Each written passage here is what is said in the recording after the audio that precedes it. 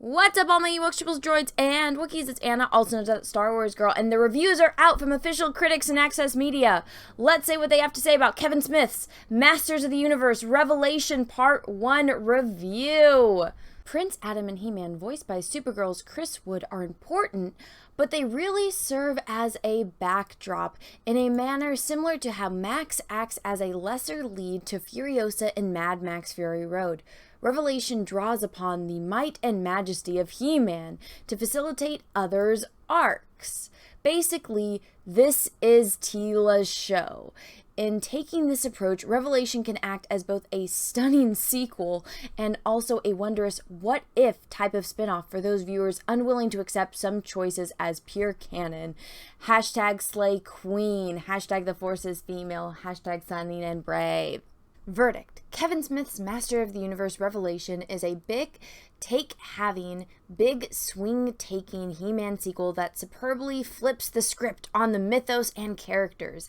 It makes the bold choice that Prince Adam and He-Man should be integral to the story, but not central, allowing them to push forward others' arcs in interesting new ways.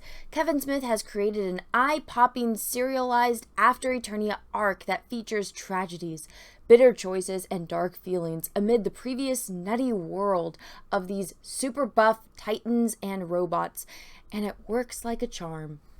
From IGN. Alright, now let's see what the Verge has to say. Netflix's Masters of the Universe erases the past to chart a new future. Oh, lovely. I bet you it's stunning and brave, too.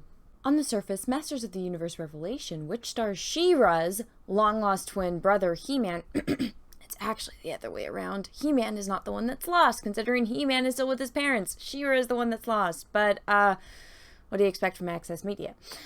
Isn't quite so exciting. It's not a reboot, but a direct sequel, one that's meant to pick up right after the original cartoon ended in 1985. It has been the same cast of characters, some of which are pretty goofy, like a wimpy battle cat tiger, and an alien sorcerer with self-esteem problems, Orko. Skeletor, now played by Mark Hamill, remains a gigantic dork, yet thanks to a bold decision early on, the show manages to become something that almost feels new. Because it's a direct sequel, Revelations wastes no time in setting things up. Immediately, Skeletor is in the midst of a plan to destroy Castle Grayskull in order to reveal the true power so he can harness it for himself. Unfortunately, his attack has potential side effect of not only destroying the planet of Eternia, but also all of existence. The ensuing battle between the two iconic leads largely removes them from the story and shifts focus to other characters. Yeah, because it's not like anybody wants to see the epic battle between Skeletor and He-Man and see how Skeletor could potentially destroy Eternia and all of existence. Nobody wants to watch that. Let's go watch Teela get a ragtag team together. It's a dramatic shift from their Revelation resembles something of a post-apocalyptic fantasy wasteland. The story fast-forwards a few years when Teela, Sarah Michelle Gellar, Buffy the Vampire Slayer, a former royal guard, is now a scavenger, making a living by scrounging for old bits of tech amid an imbued, and items imbued with magic. Oh, kind of like that one chick from that one really bad fan fiction movie series. Yeah, where have I seen that before?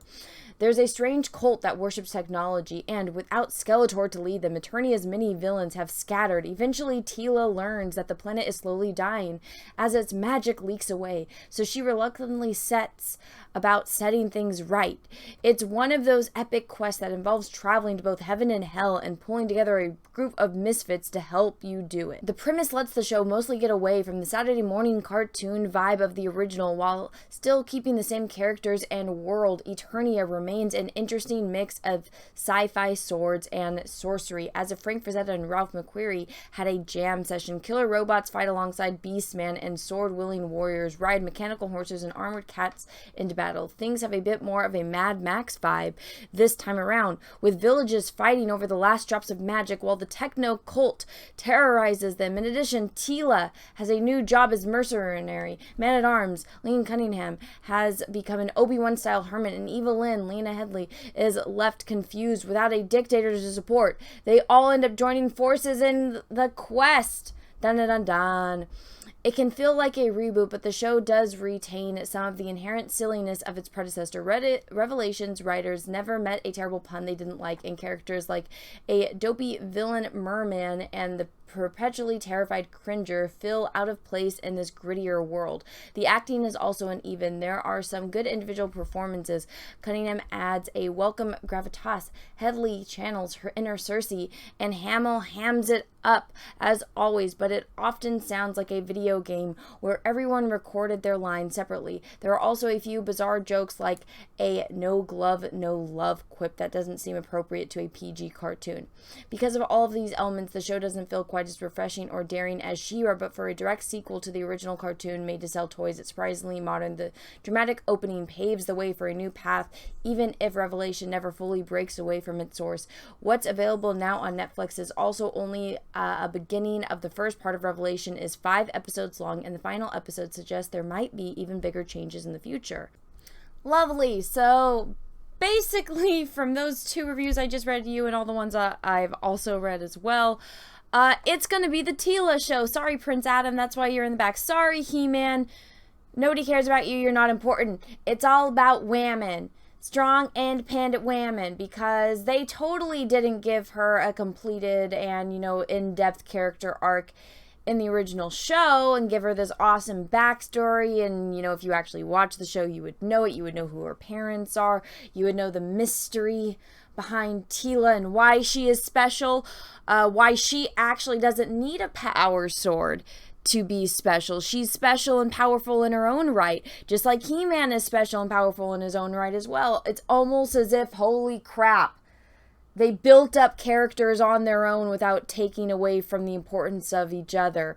Wow, what a crazy concept when it comes to character designing and, storytelling. But do they care about that anymore? No, just everyone mindlessly consume. Well, this just in, guys. So yesterday I posted this clip up on Twitter. So basically it's the actual video evidence of Kevin Smith saying that he's never been a He-Man fan. I have no love for He-Man. I know, but I have no love for He-Man either, but he's got a place in the world in a comic book story. When I was a kid, I'd watch He-Man and Masters of the Universe when I got home from school. From 1981 to 82, it was a rich... I'm kind of retarded.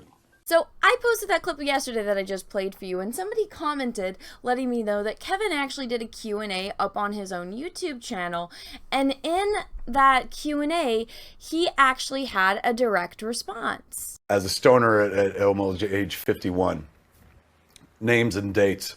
Like some cat on the internet was like, you said that you watched this in 1981 and it didn't come out on TV until 1983. You're a liar, a liar.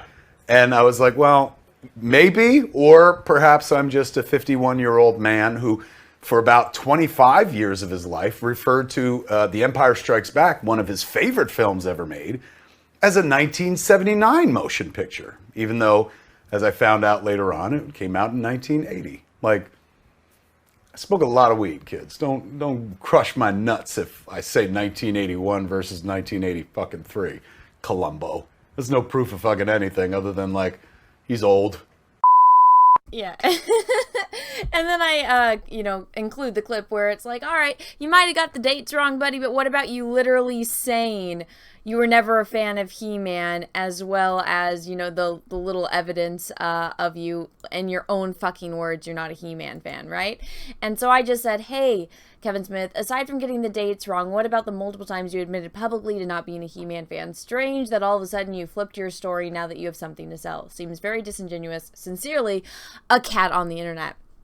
So, this is an interesting development. It's funny how sensitive Kevin Smith is about all this, but it's like, dude, if you just didn't lie, you wouldn't be in the position you're in now. If you wouldn't have gone out of your way to go and drag Clownfish TV through the mud, even though everything they said has turned out to be true, if you would have just kept your mouth closed and not, you know, gone and shit on the fans and lied to us, you know, this wouldn't be a bait and switch. Like, nobody would be losing their minds as much as they would, because we wouldn't have gotten the fake information that you gave us saying that, oh no, we're staying true to the characters, even though if you actually go and read these reviews, it's very clear you're not. It's very clear you're pulling a bait and switch on us.